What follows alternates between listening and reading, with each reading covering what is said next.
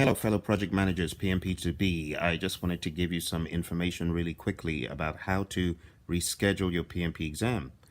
Got a question from a student today, and it occurred to me I hadn't really clarified what to do to reschedule your exam without having to pay.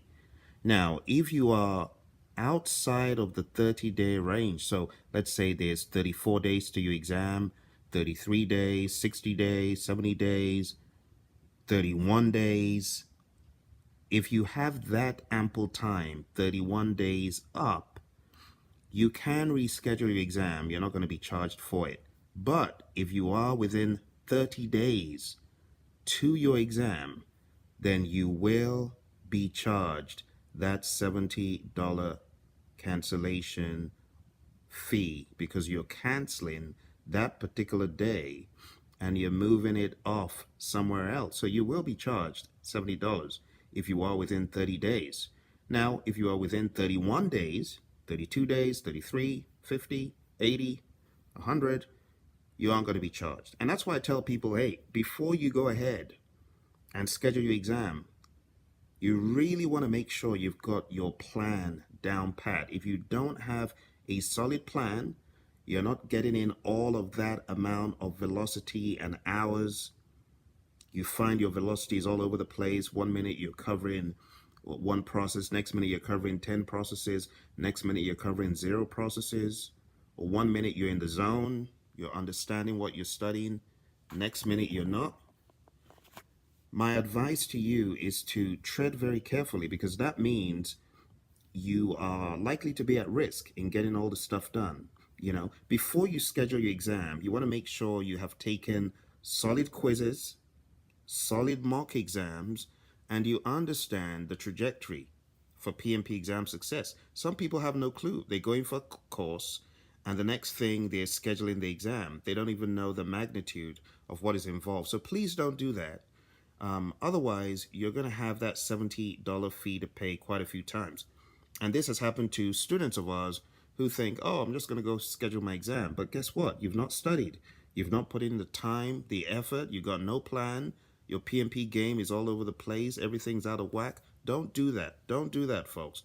You want to make sure before you schedule your exam that you know what is involved. You've taken our ridiculous mock exams, the nightmarish mock exams.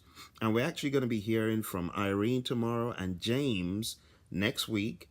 And these folks took our mock exams, and these mock exams gave them a good idea of what the real exam was like.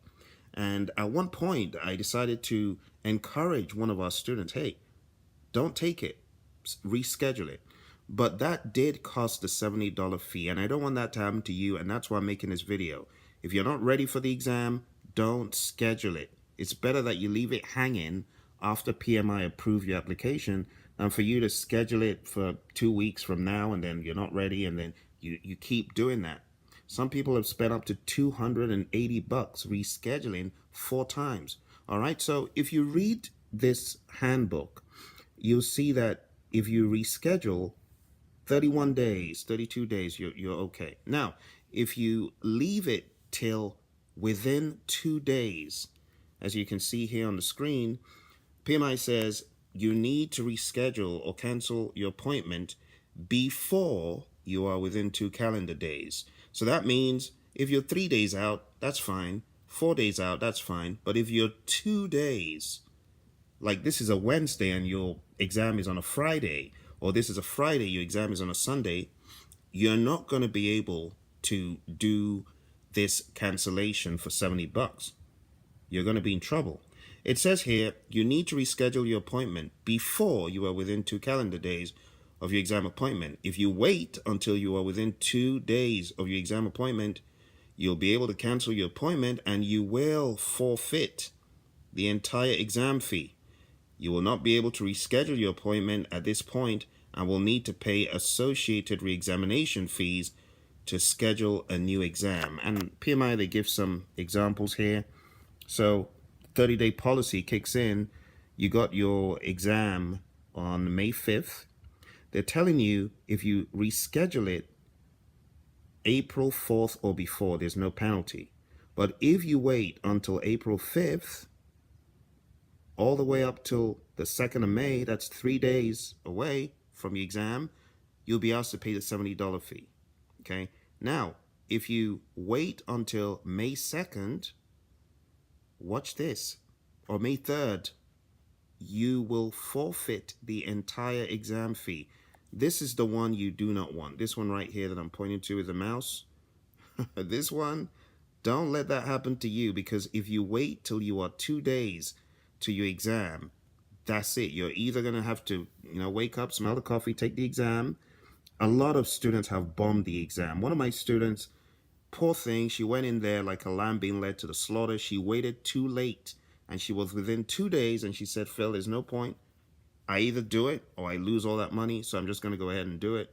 And honestly, the results weren't that pretty. And she had to go back to the drawing board, like I'm telling you, she had to restudy. Basically, she hadn't studied enough. But when she did study, she did awesome, and she's one of my bosses. And this, I'm talking about something that happened back in 2010, almost a decade ago. So, folks, if you are thinking of taking the PMP exam, you need to make sure you are bulletproof before you start fixing dates. Come to our course. Go to Praizion or go to pmsucceed.com. Sign up. All right. The mock exams, the good thing about these mock exams that Praizion has is it is a great litmus test. All these mock exams, they are great litmus tests for the real thing. There's one mock exam we've got. If you get a 60, consider yourself as good as passed the exam. And we've seen this as a recurring theme. There's another exam. If you don't get a 70, likelihood is you ain't going to pass the real thing. So we've got various mock exams that examine where you are in the scheme of preparedness.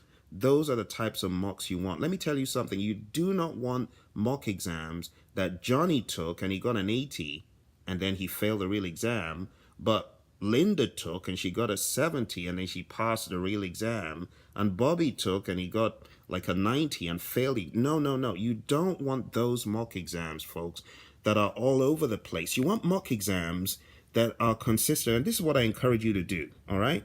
With any mock exam that you are relying on to predict readiness, ask people who have taken those mocks historical information. Hey, you took this mock, you got what? And what was the real outcome on your actual exam? You need enough of that feedback. Otherwise, like poor students saying, oh, this popular solution, I got a 70% on it, and I went into the real exam and I failed it. There have been a lot of those incidents. I can't count how many. So many incidents. Students come to us, Phil, I went through this solution and that solution, and they told me I was ready, and I went in and I failed the real thing. You see, it all stems from having a false sense of preparedness.